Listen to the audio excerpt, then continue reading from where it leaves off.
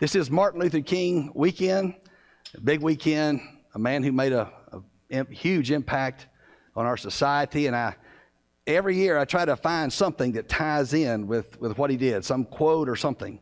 And it just happened as I was doing some research, I ran across an article by a fellow named Morgan Guyton in a Methodist publication, and he had written a little article about our topic today and how it related to him.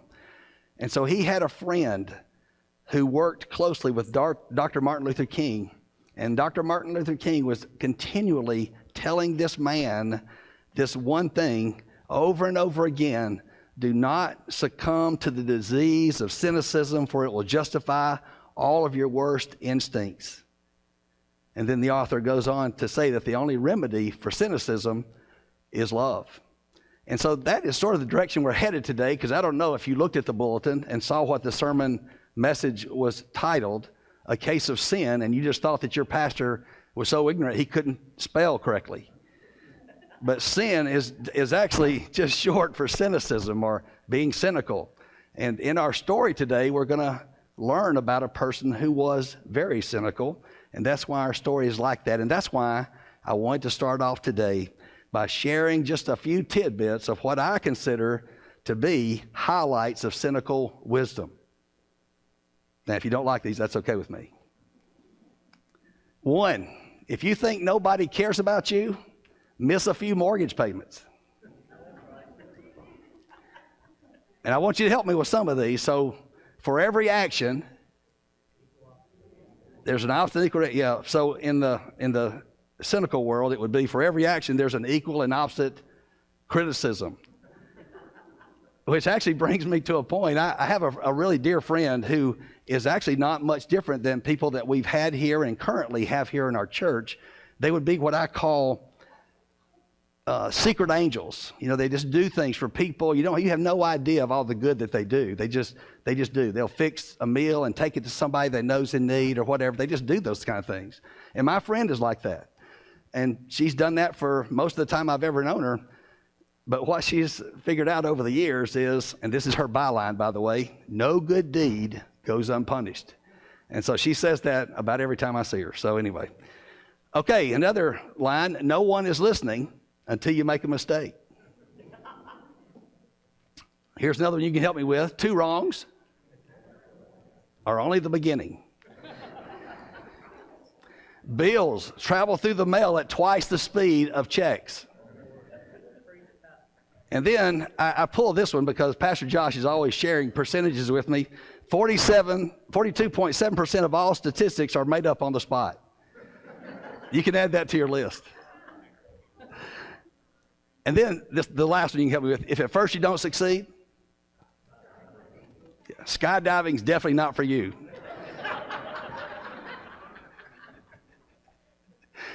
So anyway, back in 2006, my wife had passed away, and I was trying to get the kids sort of back into rhythm of school and the things that they need to be doing, and we were all trying to adjust. And I had a really dear friend from my church, Bill Neal, who was the former editor of the Christian Index. He said, I want to take you to lunch. And just in case you didn't know, I mean, preachers never turned down free lunches, so of course I went. And so we were sitting there talking, and he said, I need to tell you something. And I've known Bill Neal since my college days at West Georgia College, because he was the Baptist campus minister, which was called BSU back then. He was down at Columbus College.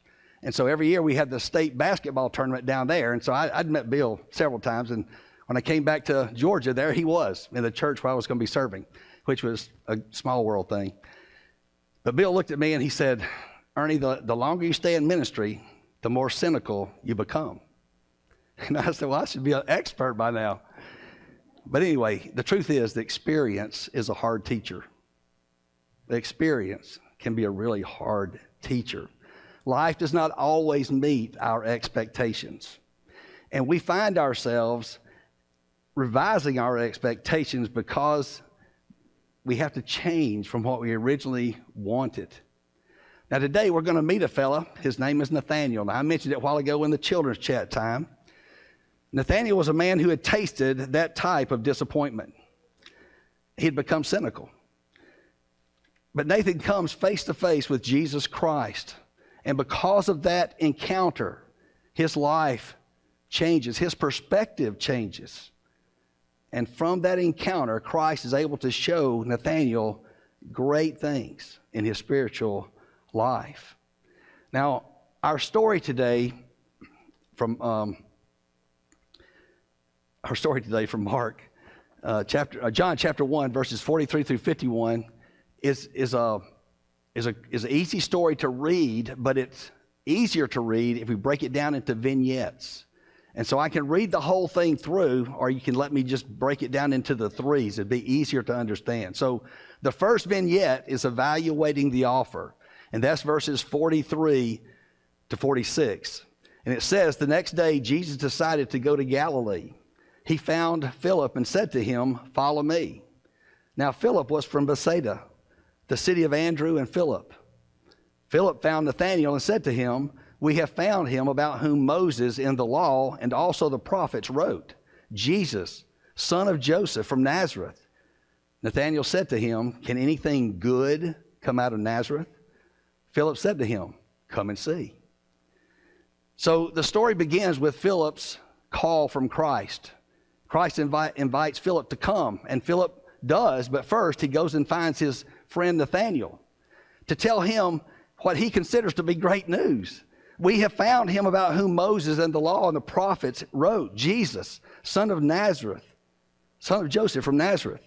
Now, we aren't given many details here, but if you just read the story, you can sort of assume Philip must have known Nathaniel pretty well, and he would know that Nathaniel wanted to hear this kind of news. So he goes to tell him first. Second, Philip was excited. Now, in my Sunday school class last week, when we were talking about this, I tried to get my class to say that Philip was excited. But anyway, we didn't really get there, but he is. He's excited. He's enthusiastic. He can't wait to share the news with Nathaniel, because what's the first thing he does? He goes to find Nathaniel. He can't wait to tell him.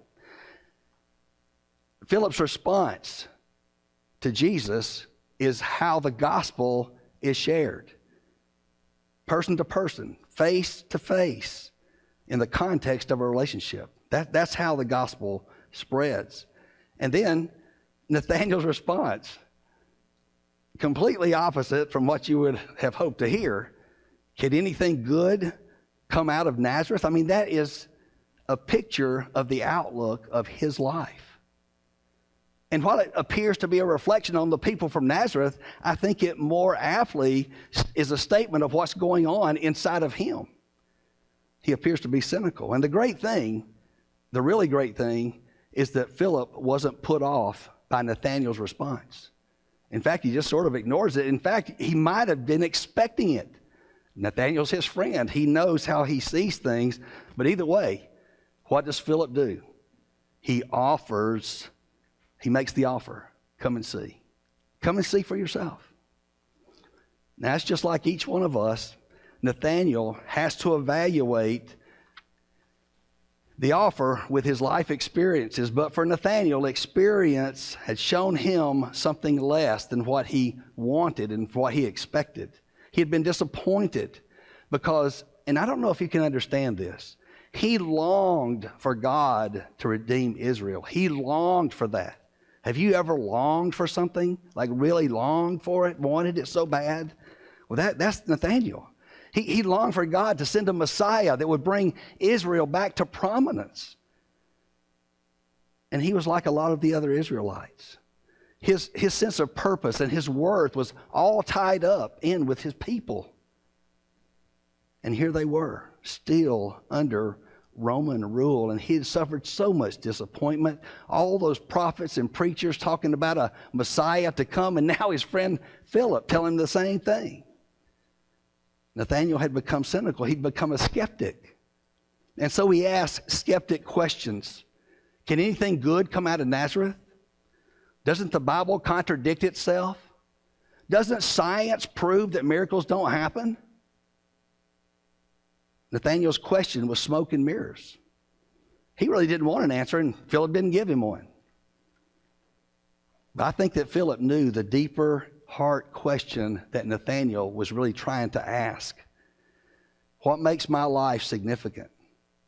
How can I become whole when I feel so empty? How can I become clean when I know I am so dirty? Philip simply told him to come and see for himself. And then that leads us to the next vignette, verses 47 to 49. When Jesus saw Nathanael coming toward him, he said of him, "Here is truly an Israelite in whom there is no deceit." Nathanael asked him, "Where did you get to know me?" Jesus answered, "I saw you under the fig tree before Philip called you." Nathanael replied, "Rabbi, you are the Son of God. You are the King of Israel." Now, this is my favorite part of the story. Do you know why it's my favorite part of the story? Because the dialogue is sort of interesting, isn't it? It's a little different. It's a strange dialogue, and Nathaniel's response, in my mind, is just a little over the top. But let's look what we have. First, Jesus called Nathanael an Israelite in whom there is no deceit. Now, you may not know it, but this is actually a play on words. It takes us back to the Old Testament, to a friend of ours named Jacob. You remember Jacob? Jacob, a person where there was lots of deceit and there was lots of falsehood. Jacob was a trickster.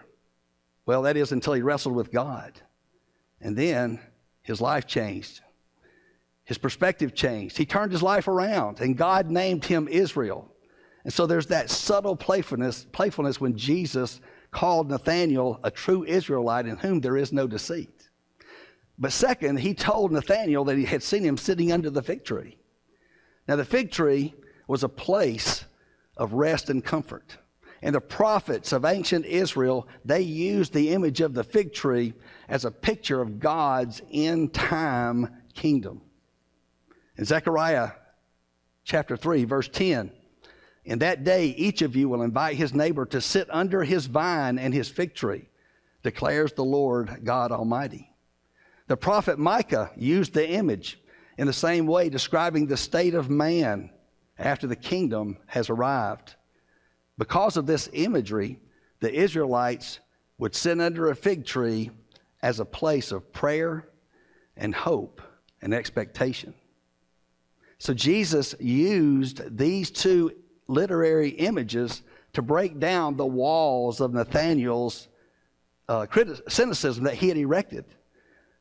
Jesus' idea is to convey his understanding of Nathaniel's deep identification with Israel and his longing for deliverance. And Jesus was literally saying to Nathanael, "I know what's on your heart. I know you've been praying for the Messiah, and I know you want God's kingdom to be restored." Jesus can speak to our hearts in that same way. But here's the part for me. Don't you wonder what Nathanael expected? I mean, when Philip came and got him and said, "We found the Messiah, this person we've been looking for," don't you wonder what Nathanael expected when he got to Jesus? Did he expect a sales pitch? Did he expect to find out why this Jesus is so different than all these other preachers and prophets that are saying they're him? I think he expected Jesus to say something like, "This is why you should follow me. Let me tell you what I can do for you. Allow me to explain my qualifications." You know, 3 out of 4 experts say I'm the Messiah. See, that's not what he did.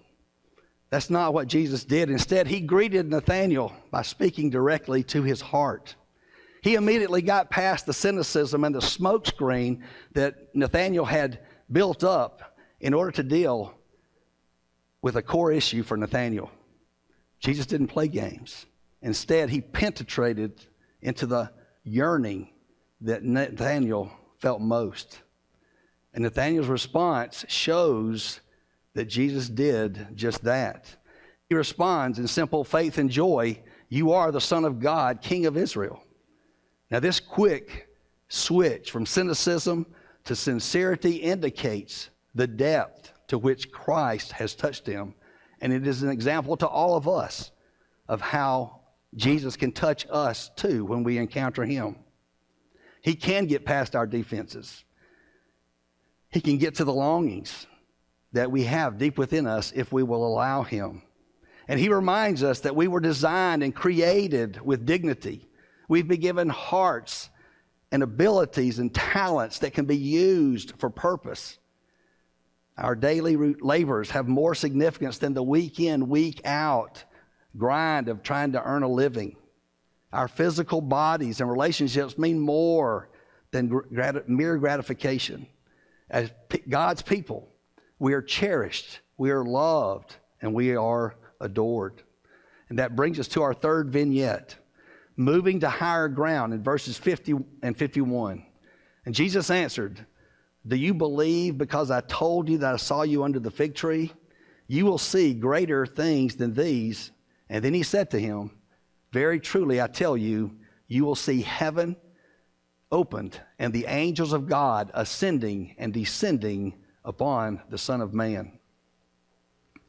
Nathaniel has evaluated the offer.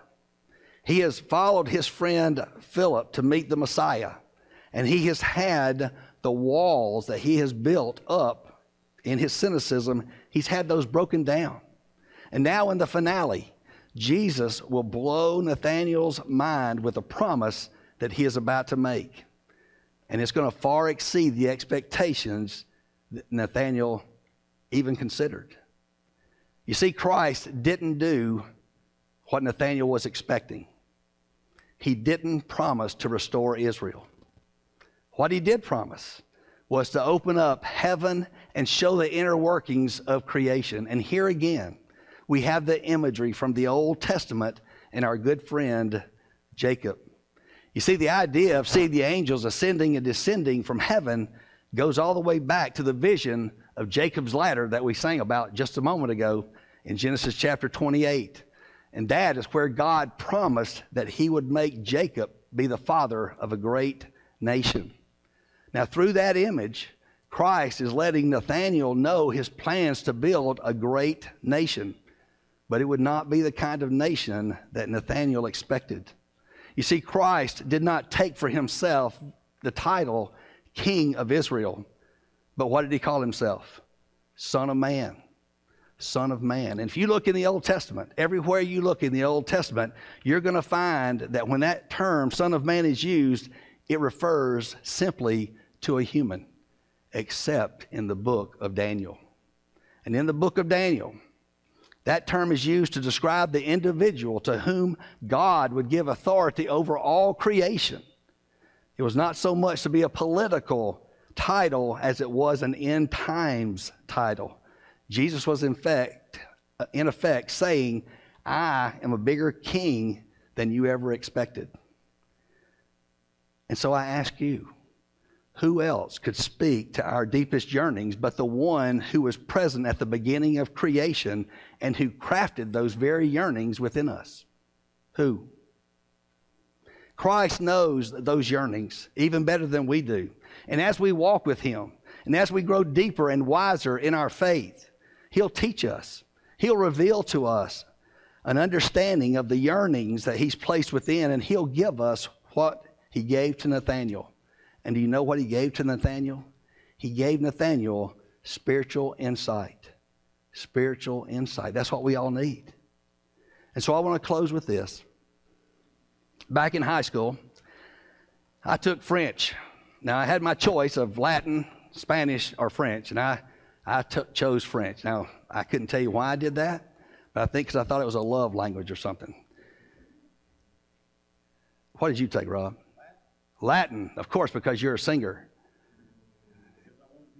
Oh, because you want to be a doctor. Okay, well, I had Miss Mary Hughes Hall, which, I mean, you may remember Miss Hall, and she was a very interesting lady. She was a very demanding teacher, and we had to do all these projects. And I mean, I had to eat snails, which they call escargot. It's a snail, and all this other stuff. But we had to read this book by Victor Hugo called Les Miserables. I couldn't stand reading that book. It was like the worst book I'd ever read. I think it's because it was an assignment, but it was terrible. Later, I saw the movie, and I was so impressed with the movie that I went and read the book again, and now I really love that book. It's amazing, but it's a great story, and the story goes right along with where we are today. In the story, there's Jean Valjean, a convict, a hardened convict who's just been released from prison, and he can't find work because everywhere he goes, he has to show his papers, and his papers show that he's committed crimes, and so people turn him away. And after a little while, he just becomes so desperate and so upset that he just destroys his papers, jumps parole, and now if he ever gets caught, he's got to go back to prison for the rest of his life. But while he's on the run, he finds shelter in the home of a priest. And that night, as the priest slept, Valjean stole the silverware and the silver candlesticks, the only thing of any worth in that whole house. And of course, then he slipped out. And then what happened? Well, then he got caught because he was breaking curfew. And when the police find him, they search through his stuff and they find the silverware and the candlesticks, and they take him back to the priest's home. And then something really interesting happens there. The priest tells the police that, no, he did not steal those. I gave them to him. And then he sends the police on their way. And when the police are gone, he tells Valjean, now this is a gift to you, and I've done this because I want you to understand Jesus Christ in your life. And I want you to take this, and I want you to be an honest man. And he sends Valjean on his way. Well, Valjean spent that whole day wrestling with this inner turmoil that he had. How could this man, he was shocked and stunned that this man would give him this stuff and let him go free. This grace he could not understand. And he couldn't decide what he needed to do. Should he go back and kill the priest so he'd feel better about it? Or should he just run with the money? But somewhere in the midst of his turmoil and the anger and the confusion, God enters the picture and breaks Valjean's heart. And in response, Valjean dedicates himself to the pursuit of goodness. And for the rest of the book, Valjean tries to live a just and noble life while the merciless Inspector Javert hunts for him. Valjean, a cynic, a skeptic, until Christ came to him through unexpected means and spoke to him and changed his life. Valjean was so touched that he responded in faith. Now that still happens today, and I don't know where you are on your journey. But if you allow Jesus to step in, he can change the course of the direction that you're on, the direction of the course that you're on, and make a difference in your life.